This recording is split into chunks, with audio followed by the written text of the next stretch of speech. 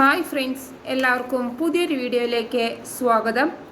മണിക്കുട്ടൻ പാർവതിയോട് പറയും, നീ ഇപ്പോൾ വെറും പാർവതിയല്ല, പാർവതി വിശാലാണ്. അതായത് വിശാൽ സാറിൻ്റെ ഭാര്യയാണെന്ന്. ഇപ്പം മനസ്സിലായോ? ആരുടെ മുമ്പിലും നീ ഇനി അങ്ങനെ പറയാവൂ. അപ്പോൾ പാർവതി പറയും, ഞാൻ ശ്രമിക്കാം മണിക്കുട്ട. അപ്പോൾ മണി പറയും, അത് മാത്രം പോരാ, വിശാൽ സാർ ഇന്ന് വരുമ്പോൾ നീ ചോദിക്കണം ഞാൻ കൂടെ ഇവിടെ കിടന്നോട്ടെ എന്ന്. നീ അങ്ങനെ ചോദിക്കോ പാറോ? അപ്പോൾ പാർവതി പറയും, എന്നെ നിനക്ക് ഇപ്പോഴും മനസ്സിലാക്കാൻ പറ്റിയിട്ടില്ല, അതാ നിന്റെ കുഴപ്പം. പിന്നെ നീ പറയുന്ന പോലെ ഞാൻ വിശാൽ സാറിനോട് പറഞ്ഞാലേ സാർ എന്നെ ഇവിടെ കെടുത്തോ? അപ്പം മണി പറയും, പിന്നല്ലാതെ നീ ഒന്ന് പറഞ്ഞു നോക്ക്, വിശാൽ സാർ വരുന്നുണ്ട്, സാർ വന്ന ഉടനെ പറയണം. ഞാൻ എവിടെ ഇരുന്നാലേ സാറിന് നാണം വരും, ഞാൻ അതുകൊണ്ട് മാറി നിൽക്കാം എന്ന് പറഞ്ഞ് മണി അവിടെ നിന്ന് മാറി നിൽക്കുകയാണ് കേട്ടോ. അപ്പോൾ വിശാൽ വന്നിട്ട് പാർവതിയോട് പറയും, ഞാൻ നിനക്ക് ഒരു സമ്മാനം കൊണ്ടുവന്നിട്ടുണ്ട്. എൻ്റെ കയ്യിൽ എന്താണെന്ന് പാർവതിക്ക് ഗസ് ചെയ്യാൻ പറ്റുമോ?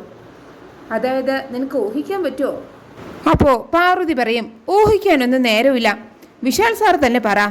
അപ്പോൾ വിശാല് കൊണ്ടുവന്ന സമ്മാനം പാർവതിക്ക് കാണിച്ചു കൊടുക്കണേ. അത് കുറച്ച് മുല്ലപ്പൂവായിരുന്നു കേട്ടോ. എന്നിട്ട് വിശാൽ ചോദിക്കും, ഇത് ഇഷ്ടമായോ നിനക്ക്? അപ്പോൾ പാർവതി പറയും, എനിക്ക് ഭയങ്കര ഇഷ്ടമായി. മുല്ലപ്പൂ ഏത് പെൺകുട്ടികൾക്കാണ് സാറേ ഇഷ്ടമില്ലാത്തത്? ഞാനിത് ഗായത്രിയമ്മയുടെ ഫോട്ടോയിൽ ചേർത്തട്ടെ.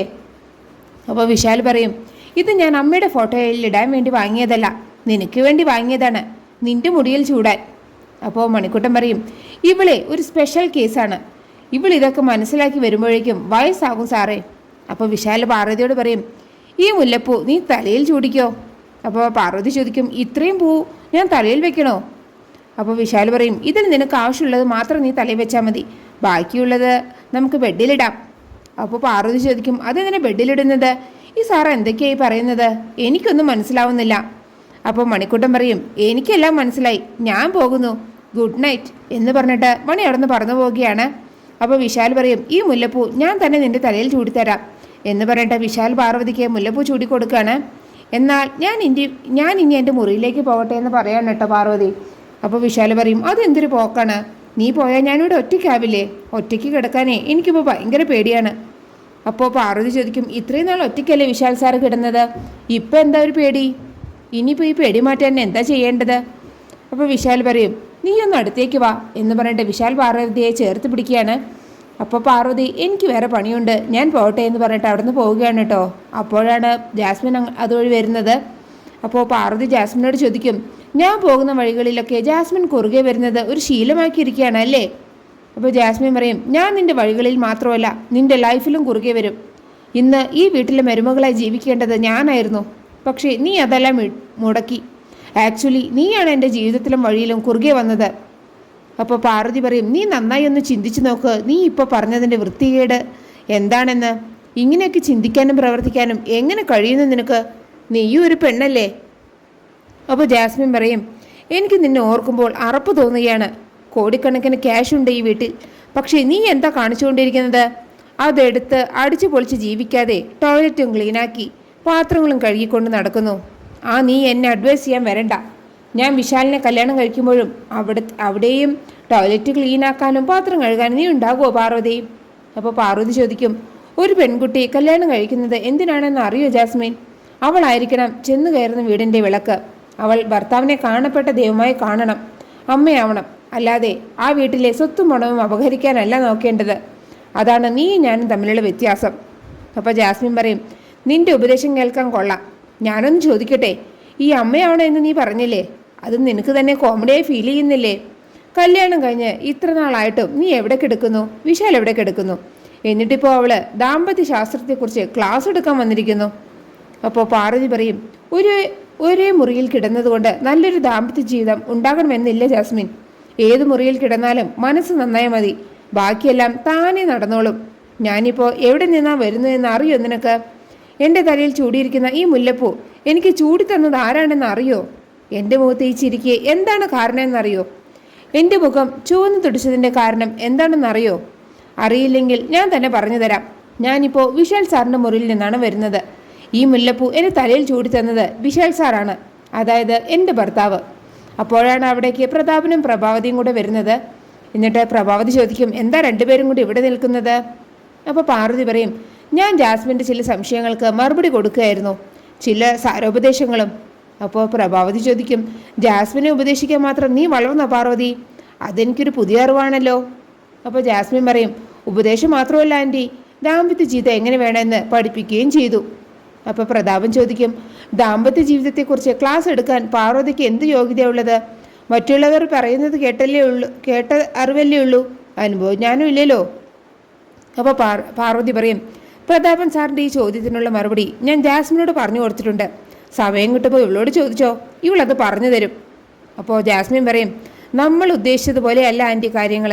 വിശാലുമായിട്ട് ഇവള് ദാമ്പത്യ ജീവിതം തുടങ്ങിയ പോലും. തെളിവ് സഹിതമാണ് അവൾ എന്നോടത് പറഞ്ഞത്. അപ്പോൾ പ്രഭാവതി ചോദിക്കും, എന്ത് തെളിവ്?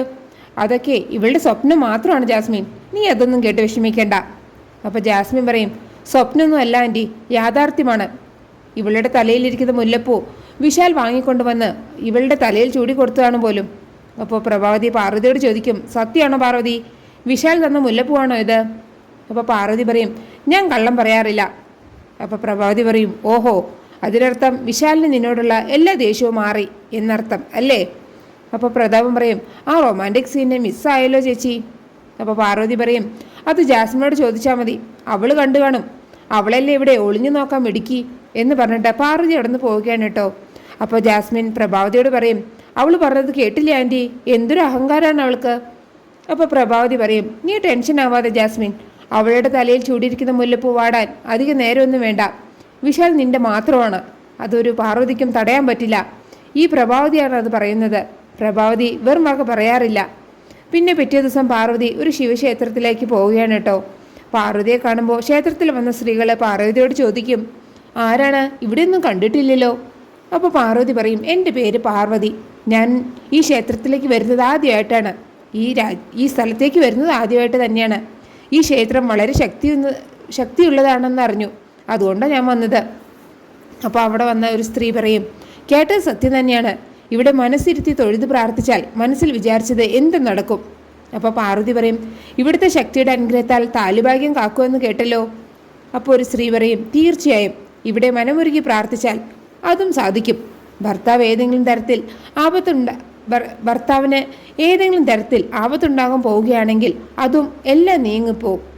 അപ്പോൾ വേറൊരു സ്ത്രീ ചോദിക്കും, കുട്ടി താലിഭാഗ്യം കാക്കുന്നതിന് വേണ്ടി നേർച്ച നടത്താൻ വന്നതാണോ? അതെ, ഞാൻ അതിനുവേണ്ടി തന്നെയാണ് ചേച്ചി വന്നത്. അപ്പോൾ വേറൊരു സ്ത്രീ പറയും, അതിനുവേണ്ടി വന്നതാണെങ്കിൽ ഇവിടെ 11 നാളികേരം ഉടച്ച് പ്രാർത്ഥിക്കണം. അപ്പോൾ പാർവതി പറയും, ഞാൻ അതും കൊണ്ടുവന്നിട്ടുണ്ട്. അപ്പോൾ ആ സ്ത്രീ പറയും, എങ്കിൽ അത് ഉടച്ച് പ്രാർത്ഥിച്ചോളൂ. അപ്പോൾ വേറൊരു സ്ത്രീ പറയും, പ്രാർത്ഥനയും നാളികേരം ഉടക്കലൊക്കെ പെട്ടെന്നാകണം, കാരണം ഇവിടെ അഹൂരികൾ വരുന്ന ഇടമാണ്, അതുകൊണ്ട് തന്നെ ഇവിടെ പൂജാരികളില്ല. പ്രാർത്ഥിക്കാൻ വരുന്നവർ വിളക്ക് തെളിയിക്കും. അഹൂരികൾ വന്നാൽ പിന്നീട് പ്രാർത്ഥനയും നാളികേരം ഒടുക്കലും ഒന്നും നടക്കില്ല. കാരണം അവരുടെ പാദസ്പർശം ഉണ്ടായാൽ ഭഗവാൻ ധാന്യത്തിലാകും. കാരണം അഹൂരികൾക്ക് ഭഗവാനുള്ള ശക്തിയുണ്ടെന്നാണ് പറയുന്നത്. ഭഗവാനെ പൂജ ചെയ്യുന്നത് അവരാണ്. അതുകൊണ്ട് എല്ലാം പെട്ടെന്നാവട്ടെ, അവരുടെ വരവറിയിച്ച് കാറ്റുമിന്നലൊക്കെ ഉണ്ടാകും, അപ്പോഴേക്ക് അവിടെ നിന്ന് പോയിരിക്കണം എന്ന് പറഞ്ഞ് ആ സ്ത്രീകളെല്ലാം അവിടെ നിന്ന് പോവുകയാണ് കേട്ടോ.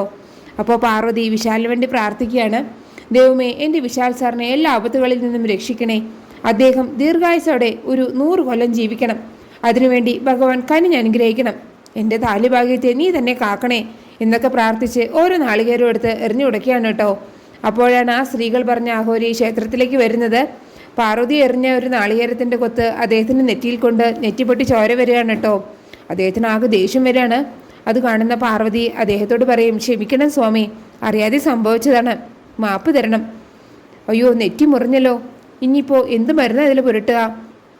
അപ്പോൾ സ്വാമി പറയും, നിന്റെ സീമന്തരേഖയിൽ ഈ കുങ്കുമം മായാതിരിക്കാൻ നീ എന്ത് മരുന്നാ പുരട്ടാൻ പോകുന്നത്? ഇത് കേൾക്കുമ്പോൾ പാർവതി പറയും, എനിക്ക് മനസ്സിലായില്ല സ്വാമി. അപ്പോൾ സ്വാമി ചോദിക്കും, നീ എന്തിനാ ഇവിടേക്ക് വന്നത്?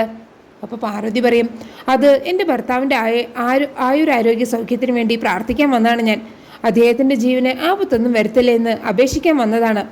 അപ്പോൾ സ്വാമി പറഞ്ഞു, ഇല്ല, നിനക്ക് അവനെ ഇനി രക്ഷിക്കാൻ കഴിയില്ല. ഇത് കേട്ട് കരഞ്ഞുകൊണ്ട് നിൽക്കുന്ന പാർവതിയെ കാണിച്ചുകൊണ്ടാണ് ആ എപ്പിസോഡ് അവസാനിക്കുന്നത്. നിങ്ങൾക്ക് എൻ്റെ റിവ്യൂ ഇഷ്ടം മറക്കാതെ എല്ലാവരും ലൈക്കും സബ്സ്ക്രൈബും തന്ന് എന്നെ ഒന്ന് സപ്പോർട്ട് ചെയ്യണേ പ്ലീസ്.